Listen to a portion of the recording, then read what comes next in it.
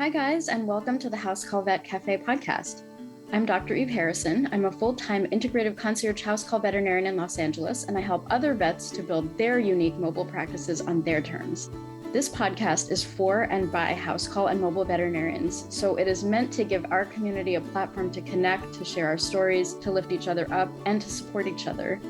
Most of us work solo as lone wolves, right?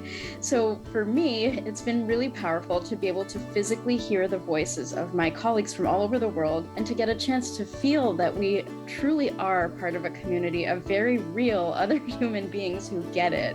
While you may be alone in that little bubble of your own vehicle when you're on the road seeing patients, I welcome you to join our community by tuning into our own podcast when you're on your way to your next house call. Whether you're a super experienced house call vet with 30 years of experience, you're a brand new prospective house call vet just looking to get started, or you're house call curious, there will be something for you in this podcast. Each episode, you will hear interviews from other mobile veterinarians just like yourself who are doing unique and innovative things, vets who are sharing their stories, their struggles and challenges, and you can also look forward to hearing valuable information and perspectives from specialists and experts outside of our micro niche. And finally, if becoming a house call veterinarian is something that you've been thinking about exploring, or you're looking for some extra support getting your own mobile practice to feel more profitable and sustainable for you, check out the information in the show notes about my course and our above and beyond supportive private community for members only, plus our monthly group coaching sessions within the House Call Vet Academy. You can also check out my free public Facebook group, which is also called the House Call Vet Cafe, the same name as this podcast, and which is a warm and cozy community for mobile vets to support each other in professional and personal development, in creative entrepreneurship, and in friendship. So thank you guys for spending time with me today. Let's dive into the episode. So today we have a special episode that is meant to be a memorial in loving memory of Dr. Steve Weinberg. Steve was one of the original house call vets in Los Angeles. And so today I am actually sharing an interview I did with Steve in March of 2021 as part of the House Call Vet Academy. I had been referring cases to Steve's house call practice, which was called 911 Vets, and then later rebranded as Private Pet Care. I'd been referring to his practice for years, and we'd actually become friends on Facebook, knowing that we were both musician vets who lived just a few blocks away from each other, but we had actually never met in person until this interview that I'm about to share with you. At the time, I was preparing content for the House Call Vet Academy, my online course. And as I was working on that, I decided to start a series of interviews for the course that turned out to be the precursor for this podcast and the inspiration, basically. So I interviewed around 20 different house call vets at the time in different niches to demonstrate for my course participants all of the ways that we can do this work and to show just how brilliant and how innovative and how awesome the members of our community really are. And so I was lucky enough to have the opportunity to connect with Steve face to face for the first time because of this interview that I did with him and to have a live conversation with him together.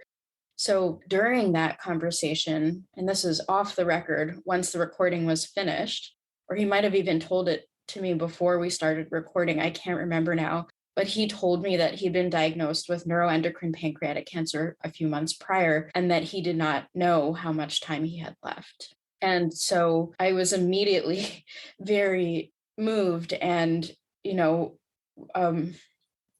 just held him close. And shortly after our interview conversation, we started to collaborate musically, and I recorded on flute on a song that he wrote called Legacy that was to come out on his next album.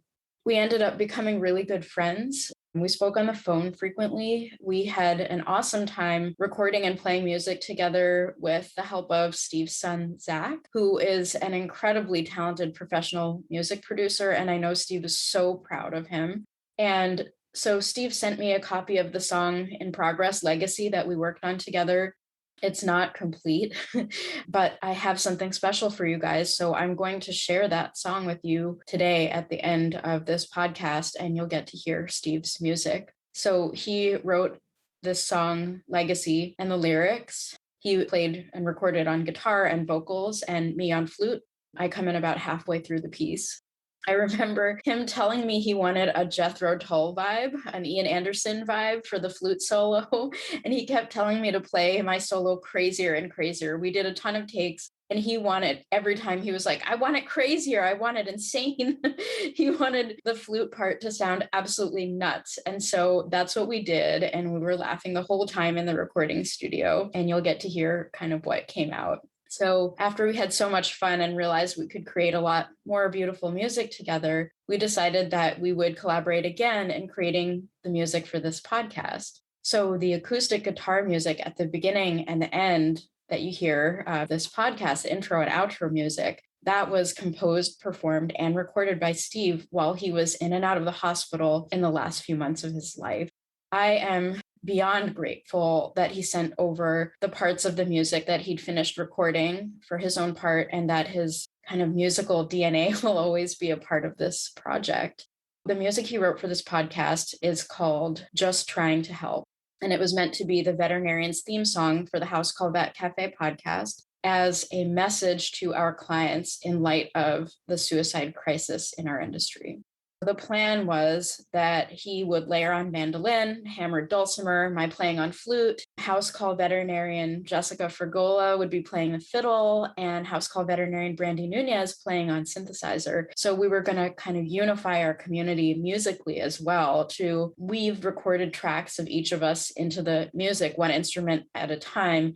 And we would release those subsequent versions in each episode of the podcast that we released until the music was complete. And that was Steve's idea to do that. So he was incredibly excited about this project, and we've been talking about it every few days for months. He was super excited about being interviewed on the podcast as a regular guest, and he was planning to have his house call practice private sponsor the project even. And he even named our nascent musical ensemble the House Call Vet All-Star Band.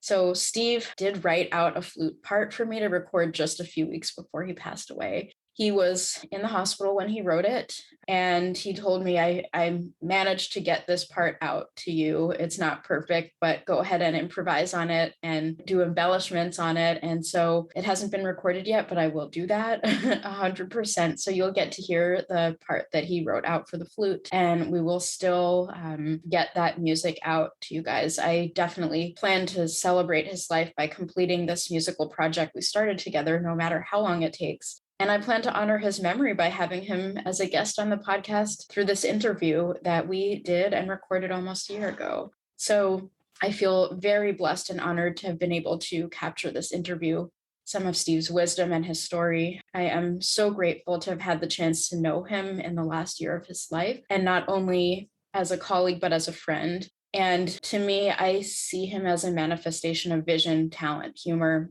and true kindness. May his memory and his music be a blessing for all of us in the veterinary community and beyond. Rest in peace, my dear friend. Hi, everyone. I am so excited to have with us today Dr. Steve Weinberg. Dr. Steve is the founder and CEO of Private Pet Care 911 Vet based out of Mar Vista, Los Angeles, and he is literally my neighbor. Dr. Steve has worked in hundreds of vet clinics as a full-time, part-time relief veterinarian and house call vet since 1985. After building a house call practice in San Francisco, Dr. Steve moved back to Los Angeles and in 1997 started a mobile practice in his Venice Beach neighborhood, one of my favorite neighborhoods.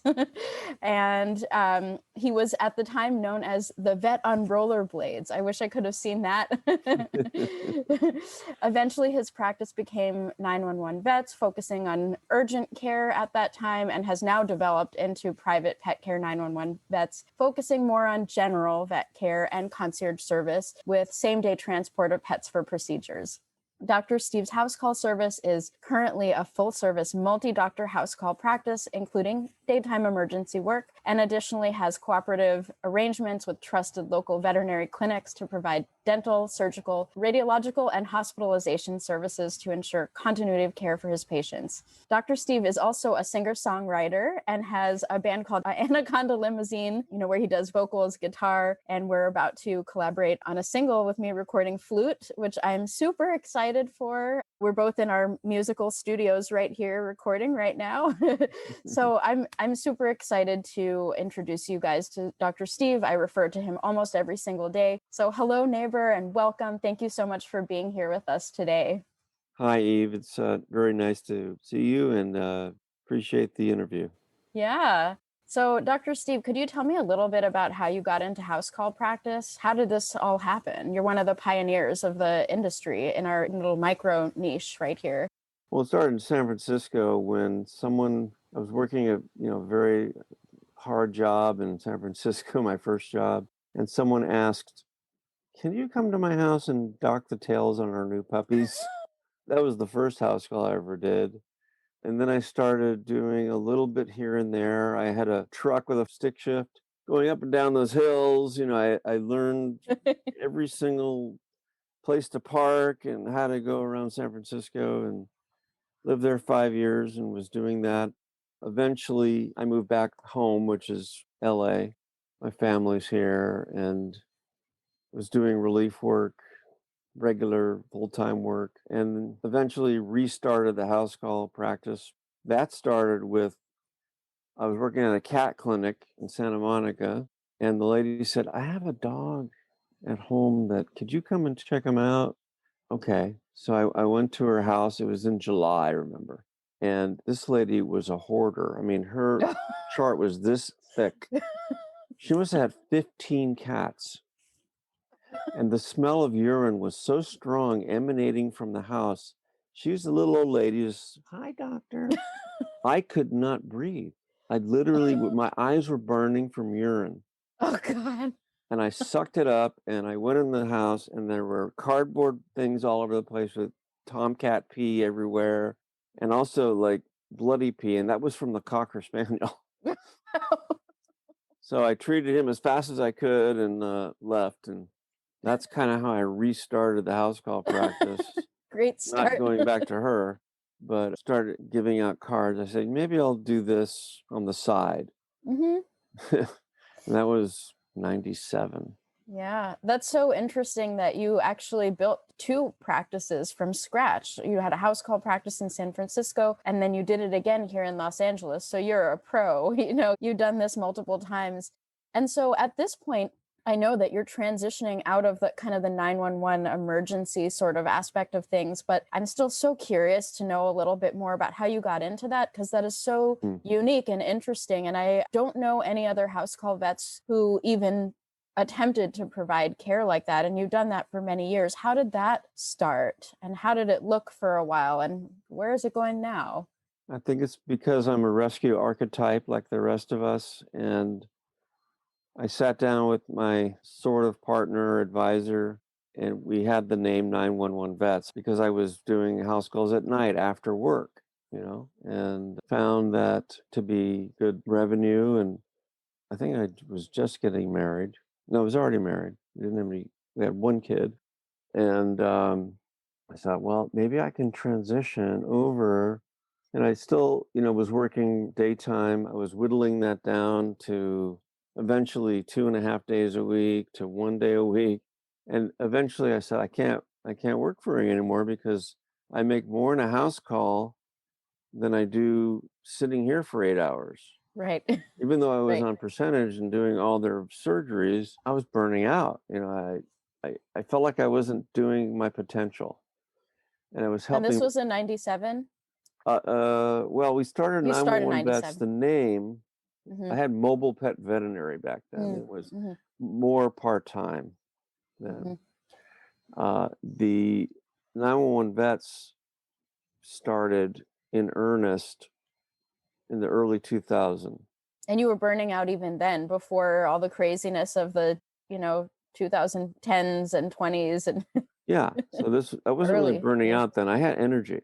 Mhm. I was just a nut. I mean, Yeah, like all of us, all of us. energetic nut that Yeah. would do 2, 3, 4 house calls during the day. It wasn't terribly hard. I remember the first time I went full house call, and in the past I would, go to lunch and then have to rush back to the clinic, right? For the first time, I would go out to lunch and sit there and go, wow, I can just sit here. Go to the beach. Yeah. Have you ever gone to the beach on your lunch break? 'Cause that's what I do sometimes. I've actually done that when I did relief in Malibu. They have Yes. 2-hour lunches, so Yeah. I'd go to the beach and hang out there. But That's awesome. no, now I have no time. If you want flash forward, but then I would do 1, 2, sometimes rarely 3 house calls in the evening, and then it became, since we were 24 hours, I had a service answering the phone. And people would call at 3 in the morning, and I would, like an idiot, get up and go do, you know, poor dog they wait to the last minute. Dog is Always. dying, bleeding out or gasping for air. And I felt compelled to go do that and help them, and did that for many years. How many years do you think you did that? The 3 in the morning thing, probably up until it got really busy between 2005 and 2019. I was doing a lot of it. I started scaling back on the 3 in the mornings. I said, okay, only up to midnight. Yeah. It's uh, still very generous hours. and they would still call me, and I would just not respond. Or there came time where people would expect, because they either used me before, their friends said call him, other house call vets said call him, emergency clinics said call Yeah. 911 vets. So the name 911 vets, everyone thought, it's emergency only. I would, Yeah. I'd park in someone's driveway or wherever, and the neighbor would say, "What's wrong? Is it an emergency?" "No, we're just giving vaccines." So they're like, "What?" That's So so I would, interesting. Yeah. I eventually, that name, I still have a trademark on it. We're transitioning to private now. So, Private. Yeah. I love um, that. That's a really cool name. And I'm curious. It sounds to me like it was viable for a very long time. You did it. Do you think that's a viable model for other vets who might be interested in doing an emergency house call practice? Is there interest from the community? Yes, you are you answered that. kidding me? Is it There's sustainable and realistic? I We're think still is. getting calls. Yeah. We have a service. It's on voicemail, so I'll see all the voicemails. The dispatchers will see the calls that we couldn't do. There is just so much money on the table, especially right now with COVID and people having to wait 8 to 12 hours at the ER, being triaged there, and it's just untenable. There's so much more demand than can be handled by the amount of veterinary care. It's just unbelievable. I think we could have an entire fleet of swing and graveyard shift vets. If they want to do graveyard, I'll hire them, Yeah. and you young bucks can go do it. And I'm telling you, we'll get some graveyard techs, and that's a business in and of itself. It would crank. It would. I mean, that's one of the reasons I refer to you. I mean, I have the need personally just of the clients I can't myself help, and I didn't know whether you were 24/7 or not still or whatever. But, for me, knowing that there's a practice, I mean, I'm kind of bummed that I'm happy for you. I'm really happy for you. And I would never have the fortitude or the young buckness to, as you say, to have ever offered anything like that. So I'm so glad that you're able to kind of set boundaries and kind of scale back a little bit. I'm really happy for you because I don't know how you ever did it.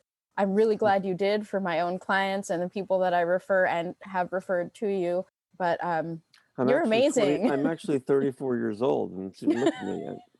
No, I'm kidding. Fantastic. So it sounds like you think this is a viable model for other folks who want to get into this. If they want to do graveyard and sleep during the day, there's a lot of people that need us. They would open up the doors. I mean, there could be 3, 4 vets working for us, or anyone. Mm-hmm. in the middle of the night if you want to be crazy and Yeah. to do those kind of hours. Right, You right. would just be inundated.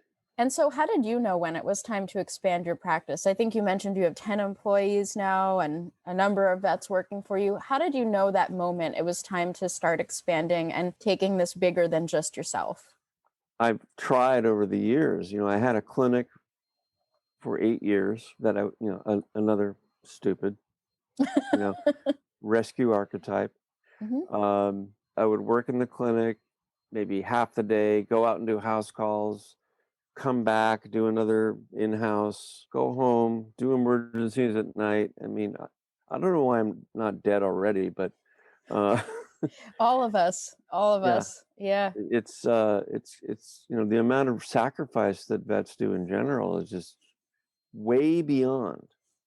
way beyond. There are MDs that also do the same, but at least they're paid 4 times as much as we are, Right. thanks to insurance and all that. But when did I know to expand? I tried, over the years, I would hire a part-time vet. I have relief vets. They would work for a while. It either wasn't for them or they weren't very good at it and they just went back to practice doing relief.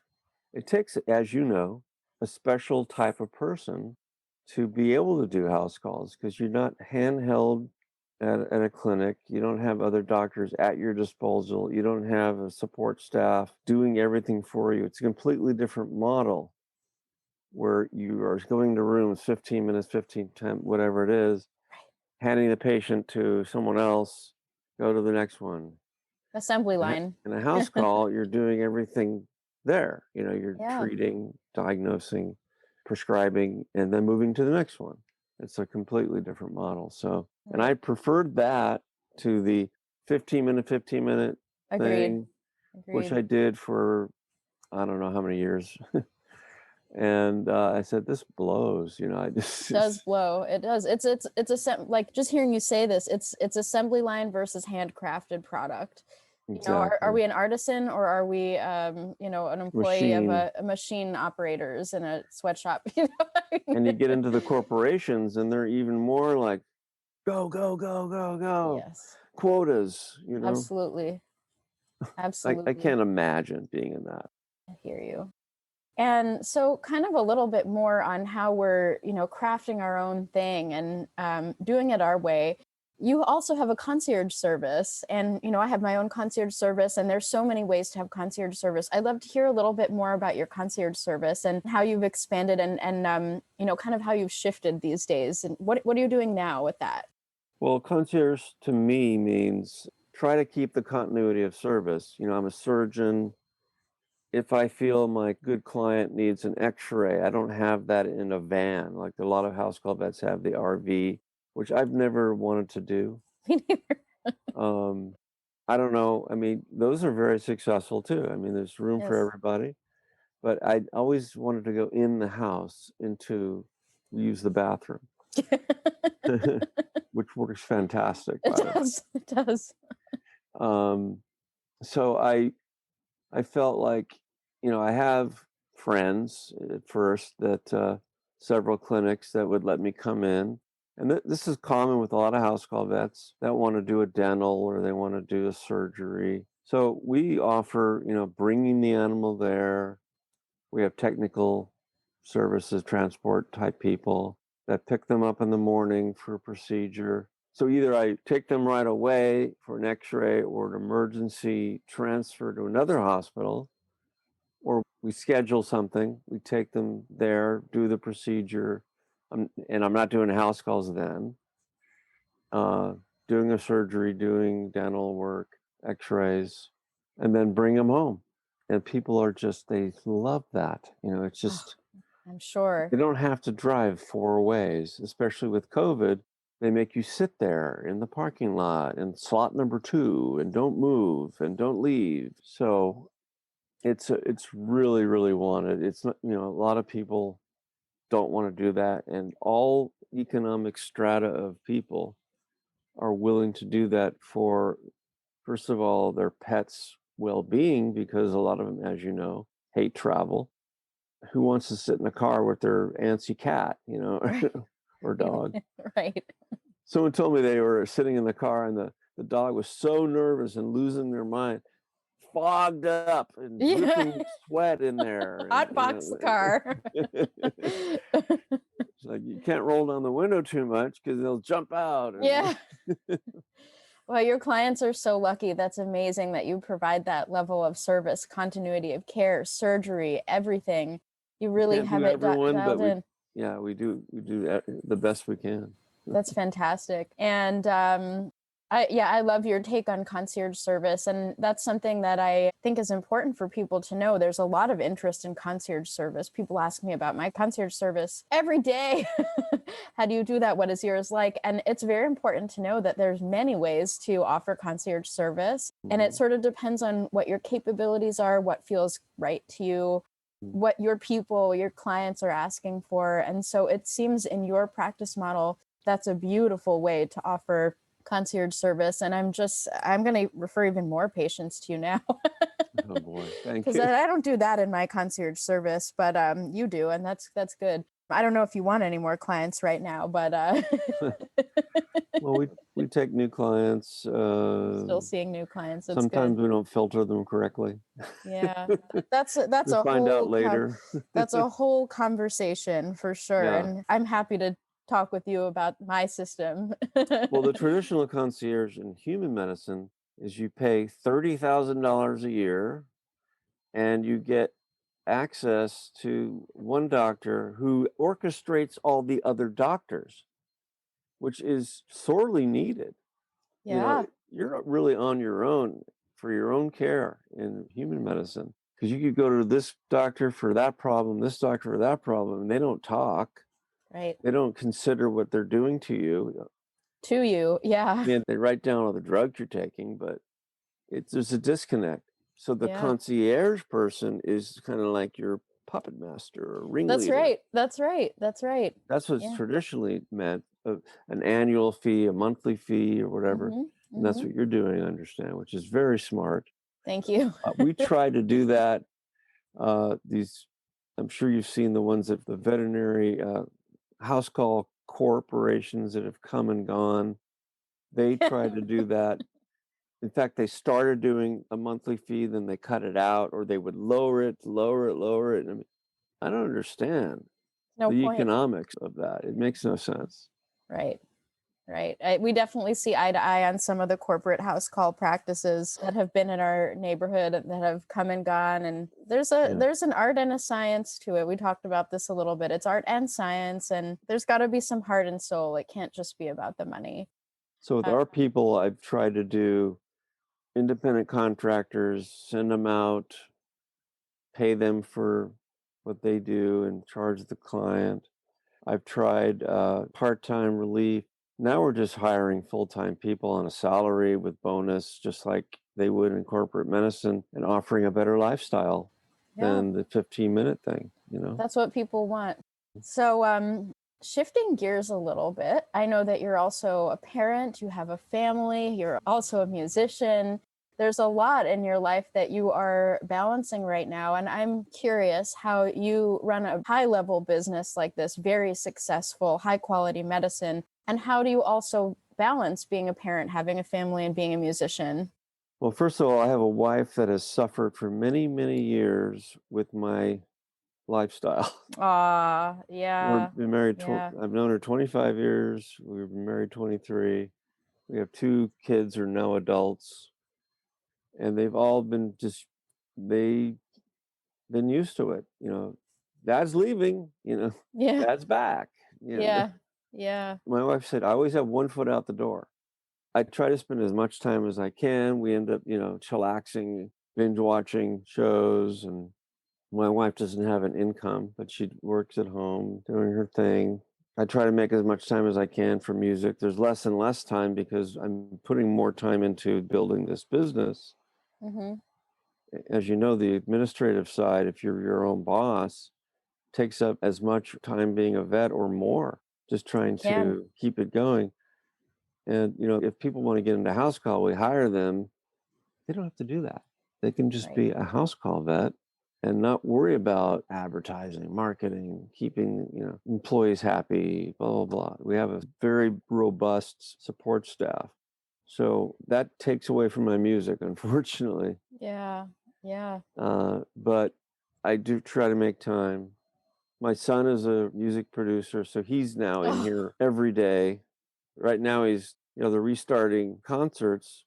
So he's an EDM artist, DJ. So they went to the desert this weekend to start up a little 100, 200 people spread out kind of EDM thing and reopen that. So he's in, heaven. And I'm very happy to provide that for him. He didn't want to go to college, so he grew up in the studio. That's amazing. Oh my gosh, I put him on love the drum at that. age 1. Oh, He is a virtuoso drummer and keyboard player. oh, that's amazing. Well, he's got a very supportive and outside the box thinker for a dad and parents. So that's awesome. That's really cool. Yeah. So I never want to be the guy that was, I can't do it, but at least my kids can. I didn't want to be, I wanted to be the one that did it. Yeah. I wanted to be the rock star. I played in bands. Yeah. I put out a record while I was in vet school. I toured Northern California, Fantastic. came to LA, did it again, had another band, played all over in clubs and did all that, doing part-time relief work. And I always thought, I'm going to be the rock star. That's right. So now I'm just a studio project, which is fine. I have no desire to go on tour or anything. We were having shows with my son as drummer up until 2013. But, fantastic. He's grew up and is doing his thing. Well, it sounds like you've been an incredible role model. Yeah. For music, yeah. Yeah. Yeah. All right. Well, I have one last question for you. I'm so inspired by everything you're doing, and I think we all have a lot to learn from you. Is there anything else that you'd like to share with the participants of the House Call Vet Academy? Any advice for getting started? You've already said that you're hiring. Is there anything else that you'd like them to know about either connecting with you or, anything? I mean, connect with us. I think we'll even hire relief vets now, just like on a regular per diem. And you're looking to expand as well, not just in Los Angeles, is that right? Right. We've expanded Orange County, so we'll be needing another vet there. San Diego? San Diego? My COO wants to go bam, bam, bam, here. It's like, okay, well, I'm slow. I'm the brake. He's the accelerator. Got it. I'm maybe too much of a brake. I needed that push. It's hard for a vet to change their ways. So just to get a COO, I was convinced by my other support group that I'm part of, you got to get some organization here, blah, blah, blah. And that was a huge step to get that. So, yeah, I mean, he wants to open one in Thousand Oaks. I think of the slow method. The other corporations that tried this and are still doing it, there's another one that just came out. They're always coming out. There's usually non-veterinarians that see an opportunity in the space, that have money, and want to take advantage of the hard work. Throw money at it, and they'll hire a vet in this city and that city and this city, and blah, blah, blah. There's no rhyme or reason. There's no, quality control. Right. What's the incentive of that vet to even be part of a corporation? Right. They can do their own little cottage industry. That's right. If you want to do that. I mean, the incentive is, okay, you have a support staff and someone answers the phone, but they fail. They try to expand quickly and they fail. So. Yeah, that building organically, I think, is a really nice way to go. And that's how I've done it. That's how you've done it. And I think most of the folks that are still in business after all these years, that's how we've done it. Just natural organic growth, treat your people good. Tortoise in the hare, right? That's right. That's right. The tortoise wins the race. So slow and steady. So I think that's some wonderful advice for our folks in the group here. And I thank you so much for your time, your wisdom, your experience, and been great to have this conversation. We've never had a, face-to-face conversation before. So great to connect with you, neighbor. And thanks again. fantastic to meet you and see how you're doing things. It's brilliant. Thank you. If I was able to do that, I'd probably do what you're doing.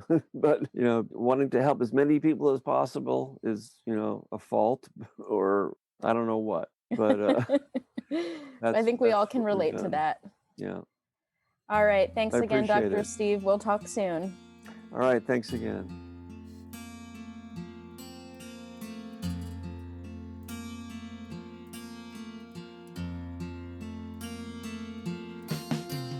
No one is writing what I want to say. That's fine, I aim to keep it that way. Flames of desire is what life's about. Fuel to their fire, they take my name.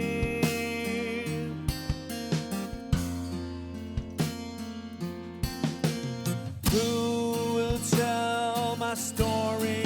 Poetic abuse of glory.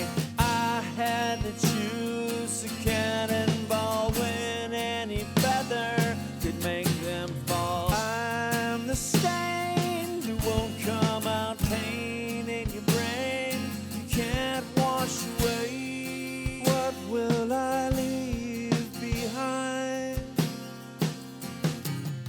Wisdom to whisper through their minds. How you leave a legacy is who you have to be now. It's who you have to be now.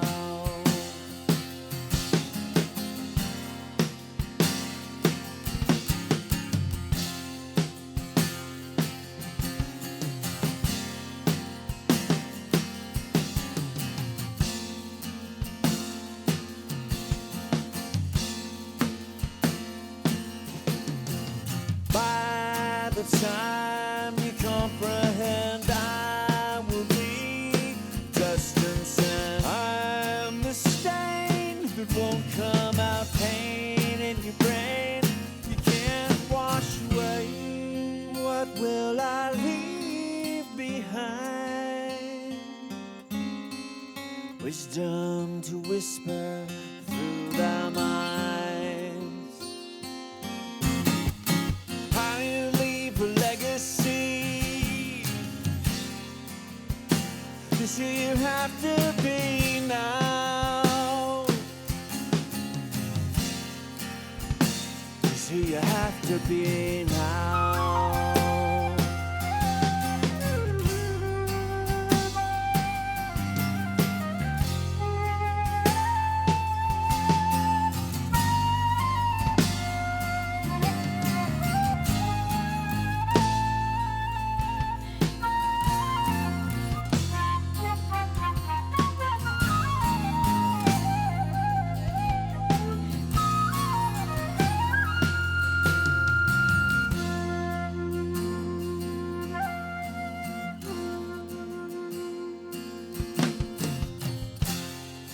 What will I leave behind? Wisdom to whisper through their minds.